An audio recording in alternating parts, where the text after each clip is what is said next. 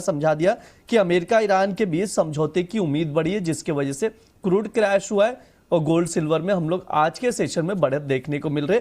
बाकी सर से समझेंगे, क्योंकि इस इंपॉर्टेंट फिगर मिडल ईस्ट के अलावा जो फेड की बैठक है 15-16 सितंबर को जो होनी है, वहां से क्या कुछ निकल कर आएगा। इसके अलावा शुक्रवार को जो यूएस के जुलाई जॉब्स डेटा रिपोर्ट आए हैं, उस पर नजर रहेगी कि रिपोर्ट में क्या कुछ निकल कर आता है। और एक इंपॉर्टेंट खबर यह है कि 13 साल बाद साउथ कोरिया फिर से फिजिकल में गोल्ड बाइंग शुरू कर चुका है।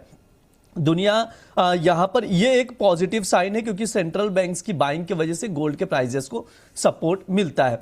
बातचीत शुरू करते हैं। अंकित सर, आपसे चर्चा शुरू करूंगा। कैसे देख रहे हैं गोल्ड सिल्वर के मार्केट को अभी सर? क्या रणनीति होनी चाहिए?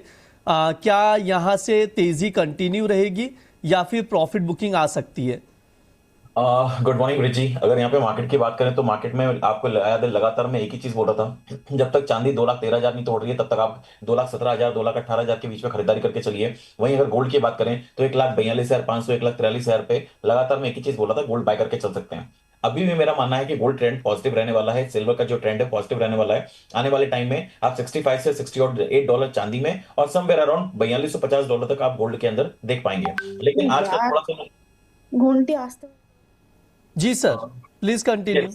यस, तो यहाँ पे देखिए अभी तक क्या हुआ था कि मैंने एक चीज आपको एक और चीज बोली हुई थी कि अब इलेक्शन आने वाले हैं। इलेक्शन के चलते क्रूड ऑयल के प्राइसेस को नीचे लाना डोनाल्ड ट्रंप की मजबूरी हो चुकी है। तो कल स्टेटमेंट आया उनकी तरफ से वापस से अमेरिका की तरफ से कि बहुत जल्दी डील होने वाली है, और ये डील जैसी होगी वैसे ही आप मान के चलिए स्टेट ऑफ हॉर्मोन्स खुल जाएगा। जो क्रूड ऑयल के प्राइसेस है हम चाहते हैं कि बहुत ज्यादा नीचे आ जाए, उस चक्कर में हमने देखा कल क्रूड ऑयल के प्राइसेस एकदम से बहुत ज्यादा गिरे हैं, $74 के आसपास आ चुका है। इंडियन मार्केट में 7100 के आसपास चल रहा है। तो ये सारे के सारे सिनेरियोस इस चीज को इंडिकेट कर रहे हैं कि अब डोनाल्ड ट्रंप यहां से आगे लड़ाई नहीं चाहते हैं। लेकिन वहीं ईरान की तरफ से कहीं ना कहीं सेंटिमेंट्स वापस से निकल के आ रहे हैं कि हमारी कोई भी बातचीत नहीं चल रही है। तो देखिए असमंजस की स्थिति बनी हुई है।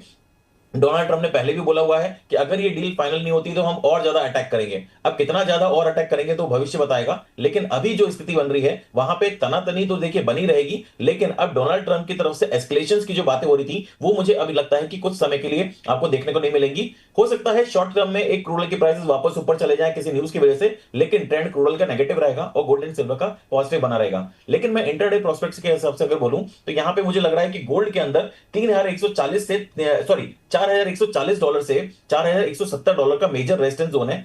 $4,170 का लेवल अगर ब्रेक कर देगा तो फिर आप मान के चलेगा कि एक बड़ी अपसाइड रैली यहां पे देखने को मिलेगी, और नीचे में आप गिरावट पे खरीदारी करके काम कर सकते हैं। मैंने अभी तक बाइंग के रिकमेंडेशन दे रहा था, आज इंट्राडे में शॉर्ट टर्म में मैं सेलिंग की रिकमेंडेशन दूंगा। 1,45,500 के आसपास अगर गोल्ड मिलता है तो बिकवाली करें। 1,46,200 का स्टॉप लॉस रहेगा। नीचे में 1,44,000 तक के टारगेट्स वापस देखने को मिल सकते हैं। अगर 1,44,000 1,43,000 के बीच में वापस से गोल्ड मिलता है फिर से खरीदारी करिए। 1,40,000 का स्टॉप लॉस पोजिशनल बेसिस पर रहेगा। ये सिर्फ इंट्राडे कॉल रहेगी। ठीक है, ये सर का व्यू है, ट्रेडिंग कॉल स्क्रीन पर है। गोल्ड अक्टूबर वायदा बिकवाली की सलाह दी जा रही है, आप लोग नोट डाउन करके चल सकते हैं। मोमिता मैम, आपका क्या नजरिया है गोल्ड सिल्वर को लेकर? क्या स्ट्रैटेजी होनी चाहिए ट्रेडर्स के लिए? कौन से लेवल्स इंपॉर्टेंट रहने वाले हैं? देखिए, आपके शो में भी मैंने काफी बार बोला था कि 1,43,000 और 1,41,500 जो है वो मेजर बेस है। उसके नीचे जब तक नहीं जाएगा प्राइजेस में डाउनफॉल आने को नहीं मिलेंगे। एंड ऑफ कोर्स जो यूएस ईरान की बातचीत आगे बढ़ती हुई नजर आ रही है उसी के और साथ ही साथ हमने कल जॉब ओपनिंग का डेटा देखा, वो भी थोड़ा खराब ही आया है। तो ओवरऑल जो और ब्रेंट क्रूड जो है वो भी $80 के नीचे चला गया। तो इन्फ्लेशन वाला जो कंसर्न था वो भी नीचे आता हुआ नजर आ रहा है। वहीं जो यूएस इकोनॉमी का बेटरमेंट के चांसेस थे उधर भी थोड़े डामाडोल सा दिख रहा है, बिकॉज लेबर मार्केट का डेटा अभी और आना बाकी है। ये तो पहला ही डेटा था, बट इसमें जो भी इंडिकेशन है that is not pretty good for the US economy. वहीं डॉलर इंडेक्स भी जो है वो 100 के नीचे चला गया, 99.78 के आसपास ट्रेड करता हुआ नजर आ रहा है। और यही कारण है जिस वजह से हमें गोल्ड प्राइसेस में अपसाइड देखने को मिल रहा है। अब अगर हम लेवल्स की बात करें, देखिए 1,45,700 के ऊपर चलेगा तो प्राइसेस हमें 1,48,000 और 1,49,000 तक भी आगे वाले टाइम में आने को दिखेंगे। बट यस, नीचे का बेस 1,41,500 अभी भी इंटैक्ट है। उसके नीचे जाएगा तो ही थोड़ी बहुत सॉफ्टनेस आ सकती है। हाउएवर जो लॉन्गर टर्म ट्रेंड है गोल्ड का अभी भी पॉजिटिव है। कॉमेक्स की बात कर ले तो 3980 का नीचे का डॉलर सपोर्ट था, अभी वो चढ़ के 4100 तक हो ही गया। 4100 के नीचे जाएगा तो ही हमें सॉफ्टनेस दिखेगी।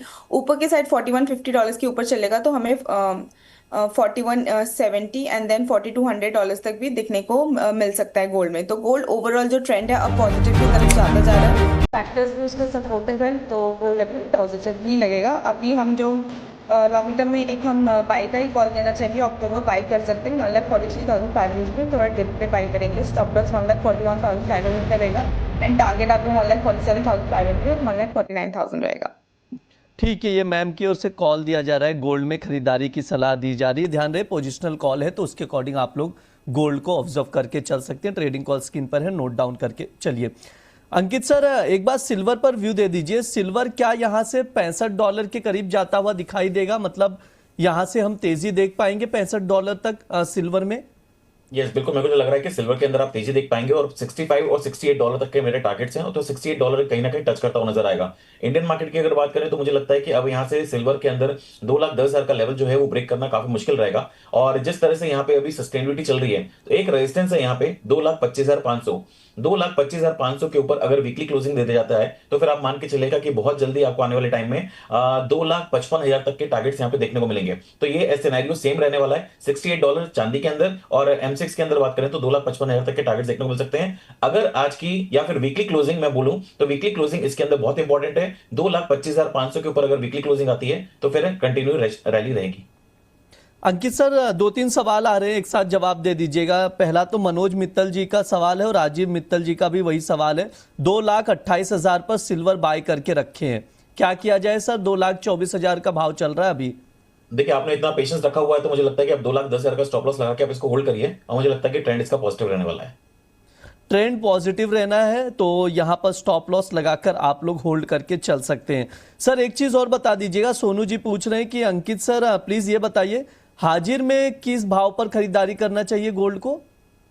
देखिए मैं हमेशा से एक ही चीज बोलता हुआ है कि 1,45,000 से 1,42,000 के बीच में अगर गोल्ड मिल रहा है तो बेस्ट बाइंग रेंज है। आप इसके अंदर पैनिक का सिचुएशन नहीं कर सकते हैं। मार्केट में भले 1 लाख गोल्ड की खबर आ रही हो, 2 लाख गोल्ड की खबर आ रही हो, मुझे इससे मतलब नहीं है। मैं सिर्फ इतना बोलना चाहूंगा, this is the right time जहां पे आप गोल्ड को बाइंग करके चल सकते हैं। 10% मैक्सिमम है। कोई भी अगर मान के चलिए न्यूज आ जाती है डोनाल्ड ट्रंप की तरफ से कोई स्टेटमेंट आता है तो 10% का ऊपर नीचे मान के चलिए, इससे ज्यादा यहाँ पे नहीं मिलेगा। गोल्ड स्टेबल है।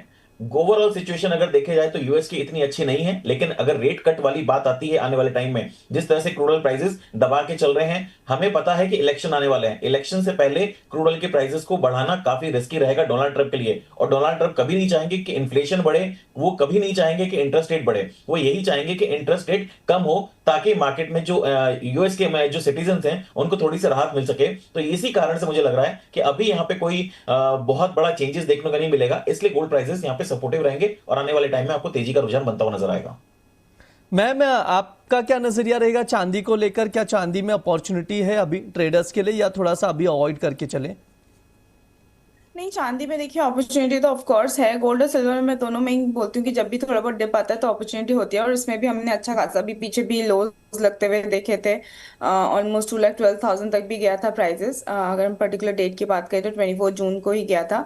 तो यस अभी भी अपॉर्चुनिटी है, और 2,29,000 के ऊपर चलेगा तो हमें 2,37,000 एंड 2,50,000 तक भी लेवल्स देखने को मिलेंगे। वहीं इंटरनेशनल में भी $61 के ऊपर चलेगा तो $64 एंड $67 तक आते हुए दिखेंगे, प्रोवाइडेड अभी जो सिनेरियो डेवलप होते हुए नजर आ रहे हैं वो इंटैक्ट रहे, यूएस ईरान की बातचीत जो है वो आगे बढ़ती हुई नजर आए। और अगर यूएस के इकोनॉमिक जो नंबर्स आने वाले हैं, एम्प्लॉयमेंट रेट और अनएम्प्लॉयमेंट क्लेम्स वगैरह आने वाले हैं, वो अगर नंबर्स के पर भी ध्यान देना पड़ेगा, क्योंकि केविन वॉश ने बहुत क्लियरली बोला था it is not only about the inflation जो कि इंटरेस्ट रेट को डिसाइड करेगा, यूएस की इकोनॉमी किस तरीके से परफॉर्म कर रही है वो भी डिसाइड करेगा कि इंटरेस्ट रेट क्या रहेगा। तो अगर वहां पर भी हमें थोड़ी सॉफ्टनेस देखने को मिलेगी तो इंटरेस्ट रेट में यस जो 3 बार हाइक होने की बात थी वो एक बार तो चला गया, स्टेटस को रह गया, तो आगे वाले भी टाइम में हमें स्टेटस को या मे भी एक पॉसिबिलिटी हो सकता है रेट कट की भी later in the year, of course not in सितंबर, तो उससे हमें और पॉजिटिविटी देखने को मिलेगी सिल्वर में। तो yes silver still have chances और 2,29,000 के ऊपर जाएगा।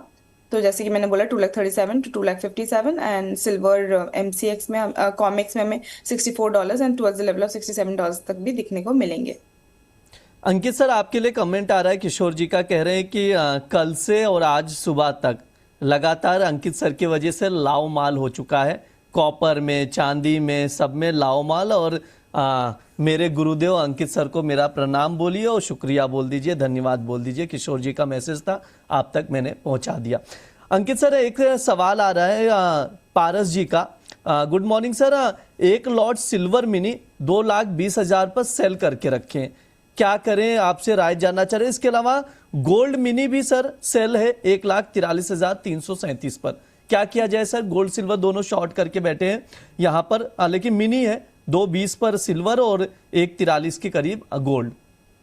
दोनों मिनी लॉट हैं, तो यहाँ पे मैं स्टॉप लॉस को बोलना चाहूंगा। सबसे पहले गोल्ड मिनी के अंदर आप स्ट्रिक्टली स्टॉप लॉस यहाँ पे 1,46,000 का लगा के रखिए गोल्ड मिनी के अंदर। और मैं सिल्वर मिनी के अंदर बात करूंगा तो यहाँ पे भी 2,25,000 के आसपास ही चल रहा है। तो यहाँ पे स्टॉप लॉस जो मेंटेन करना है आपको 2,31,000, सॉरी 2,31,000 भी नहीं, वो तो बहुत ज्यादा हो जाएगा, 2,27,520 का, 2,27,520 का स्टॉप लॉस स्ट्रिक्टली मेंटेन करिए। अगर ये लेवल ब्रेक करता तो मान के चलेगा एक अच्छी खासी तेजी देखने को मिलेगी, लेकिन कोई भी गिरावट मिलती है तो यहाँ पे आप बेच के काम मत करिए, नीचे वापस से अपनी रिकवरी करने की कोशिश करिए और जितने कम से कम लॉस में निकल सकेंगे उतना बेटर रहेगा। मौमिता मैम, यहाँ पर मोतीलाल जी का सवाल आ रहा है, गोल्ड मिनी 2 लॉट जो है बाय करके बैठे 1,42,600 पर, क्या किया जाए?